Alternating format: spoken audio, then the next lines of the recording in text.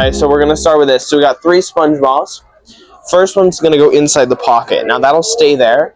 Second one goes in the hand. Third one in the pocket. Now your only job is to guess how many is in this hand. What would you guys say? Should be 1, but you guessed 2, right? We actually have 3 though. Now we'll do it again. First one in the pocket, right? Second one goes in the hand. Third one in the pocket. How many in the hand? Well, we still have 3, right? One more time. First one in the pocket.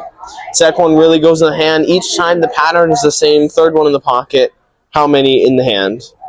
Nothing. We actually have nothing. You're correct.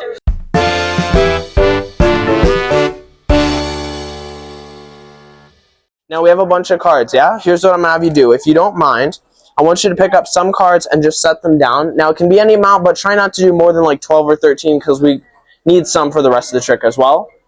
And just pick some up and then just set them over there. We'll come back to it, yeah? Now, other than those cards, we have, other than those ones, we're going to use exactly 12 cards, okay? So we have 1, 2, 3, 4, 5, 6, 7, 8, 9, 10, 11, 12, right? And the rest of these we'll set right here. Now, here's what we're going to do. We're going to take the cards, and we're going to make a clock out of the cards, right? But instead of starting at 12 o'clock, we're going to start at 1 o'clock, right? So this is 1 o'clock, and then it goes 2, 3, 4, and so on, right? 5, 6, 7, 8, 9, 10, 11, 12, and then back to 1. What the? Now here's what I want you to do. At the start of this, you grabbed a random amount of cards that are right there. I want you just to take them and count them and tell us how many you have exactly. I figured the box might be a little bit easier. My pleasure. How many do you have?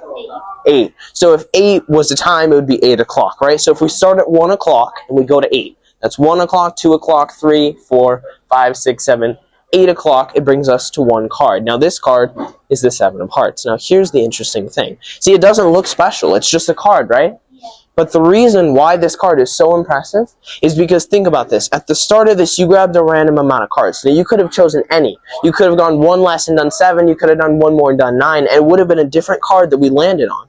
But you chose the one that landed on this one. And the reason this card is so special is because if you look at every single one of not only these cards, but all of the cards, they're all jokers. All of these cards are jokers, every single one, except for the exact card that you chose the exact time to land on, which is the 7 of hearts. I did nothing. You chose the time, the amount of cards, and it's somehow the only card that isn't a joker.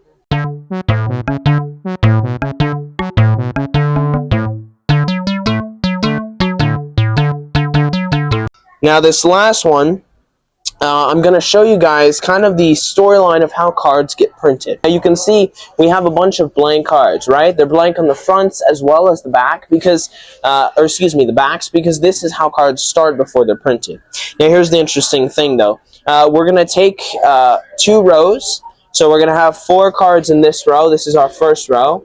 And then the second row is also going to have 4 cards. So we're going to take another 4 like this. This is going to be the card we're going to use to help find kind of like a model card. When you're printing, you need something that you know what to print, right? So that's why we're going to use that as well as this deck. Now I want you to see that every card in here is different. They're not all the same. We have random cards. Here's what I'm going to do, yeah? We'll give it a few cuts just to get it mixed up so that it's all random. And then, if you don't mind, what I'm going to do, at any point, just say stop. Right there. Perfect. We're going to stick the card in there. And before we look at the card that you marked, I'm going to let you guys in on a little secret.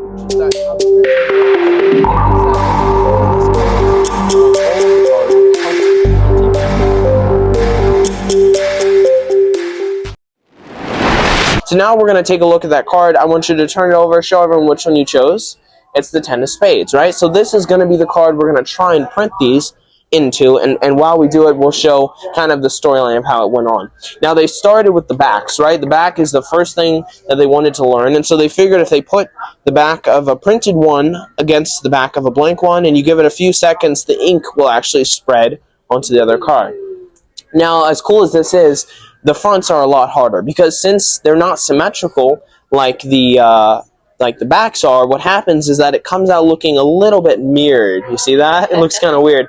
But what this means is if you then take the mirrored one and you use that one, right? You place that back to back, well then you get back to the original copy, right? That normal looking one, so they could do this to create more of the cards, right? Now this is how you would print a normal card, but some of the interesting things that happened while they were learning this, I'll show you a few of them. Here is one that happened. One time they wondered what would happen if we printed the back onto it, and then we also printed, with this backwards on, we also printed the face on the same side. And you can see then it comes out with this weird looking face on the back, right? You can see that. It's kind of weird. Here's another thing, right? They wondered what would happen if we were printing the face and we only printed the corner of it, right? It almost looks weird, but it actually only prints the corner. See that? Here's another thing that happened. What they did, they tried, it's kind of weird, but what happens if you only let the ink dry for about half a second, right? And it looks normal until you realize that it smudges, right? We don't want that on our hands. And then here's just two last ones that were kind of interesting, is that if you're letting the ink dry and you spin it as you throw it, well, this is one of my favorites. It creates this whirly looking one, right? It's kind of weird, woozy. And then here's the last one. They realized that if you ever are printing the card and at any point after you let the ink dry, you flick it all to the one side, well then, of course, that produces this card where you have it all on one side, right? And that's just some of the weird things that happen. That's the end of the show. Thank you for watching, guys.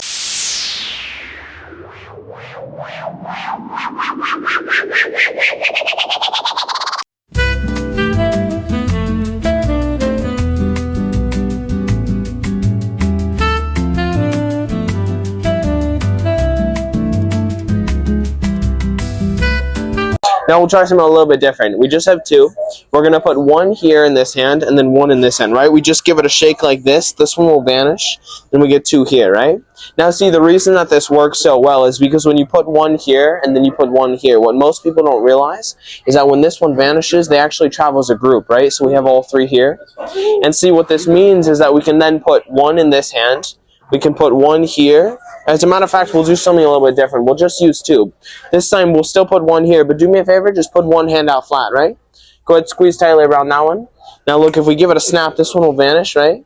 Go ahead, take a look. Chevron, how many do you have?